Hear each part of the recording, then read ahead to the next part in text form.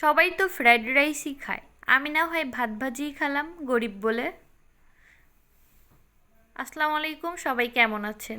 আজকে আমি সকালের নাস্তায় বানিয়ে নিব ভাত ভাজি। তো আমার রাতে বেঁচে যাওয়া ভাত দিয়ে এখন আমি ভাতটা সুন্দর করে ভাত ভাজি করে নিব। তো প্রথমেই আমি কড়াইয়ে গরম করে নিলাম তেল। তেলটা গরম হওয়ার পরেই এর মধ্যে ছেড়ে দিলাম কেটে রাখা পেঁয়াজ মরিচ। তো ভাত অল্পই ছিল, এর মধ্যে আমি অনেকগুলো মরিচ কেটে দিয়েছি একটু ঝাল ঝাল হওয়ার জন্য। কারণ সবাই তো জানেন আমি একটু ঝাল প্রিয়, এই জন্য আমি সব কিছুতেই ঝাল বেশি দিই।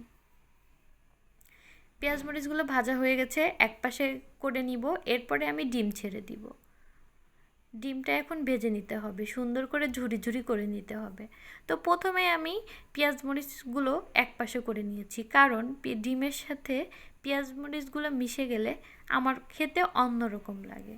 এই জন্য আমি পেঁয়াজ মরিচগুলো এক পাশে করে বাকি তেলের মধ্যে একটা ডিম ঢেলে দিলাম। তো ডিমটা সুন্দর করে এখন নেড়েচেড়ে ভালোভাবে ঝুরি ঝুরি করে নিতে হবে। তো এই তো ডিমটা প্রায় ঝুরি ঝুরি করা হয়ে শেষের দিক। তো আস্তে আস্তে ঝুরি ঝুরি করে এরপরে আমি পেঁয়াজ মরিচের সাথে মিশিয়ে নিব। এখন আমি পেঁয়াজ মরিচের সাথে ডিমটা মিশিয়ে নিচ্ছি। তো ভালোভাবে মিশিয়ে নিব। ভালোভাবে পেঁয়াজ মরিচ মিশানো হয়ে গেলে এর মধ্যে দিয়ে দিব আমি শুকনা মশলাগুলো। এখানে আমি কোনো বাটা মশলা ব্যবহার করি না। তো এর মধ্যে আমি এখন দিয়ে দিব লবণ। তো লবণটা দেওয়ার পরে দিয়ে দিলাম ধনিয়া গুঁড়া, তারপরে দিয়ে দিব একটু হলুদ গুঁড়া। সবগুলো মশলা আমার দেওয়া প্রায় শেষ, হলুদ গুঁড়া দিলেই শেষ। তো এখন আমি এই তিনটি মশলা ভালোভাবে পেঁয়াজ মরিচ আর ডিমের সাথে মিশিয়ে নিব। সুন্দর করে ডিমের সাথে মিশিয়ে নিয়ে এর মধ্যে আমি ঢেলে দিব বেঁচে যাওয়া সেই ভাত। এই তো মেশাতে আছি ভালোভাবে মিশিয়ে নিলাম। এখন আমার রাতের বেঁচে যাওয়া ভাতগুলো ঢেলে দিব কড়াইয়ের মধ্যে। ভাতগুলো ঢেলে দিলাম, এখন সুন্দরভাবে মেশাতে হবে।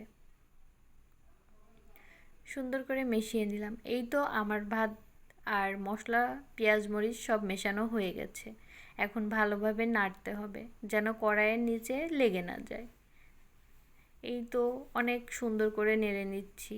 আর যত নাড়বেন বা যতক্ষণ রাখবেন ভাত ভাজিটা ততই মজা হবে। এটা আমি অনেক আগে থেকেই খাই, ধরতে গেলে ছোট সময় থেকেই খাই। কোনো তরকারি না থাকলে বা কোনো কিছু খেতে না মন চাইলে তখন এটাই করে খেতাম। এই তো হয়ে গেছে, দেখতে যতটা সুন্দর হয়েছে খেতেও অনেকটাই মজা হয়েছে। সবাই ট্রাই করে দেখবেন, অনেক মজা।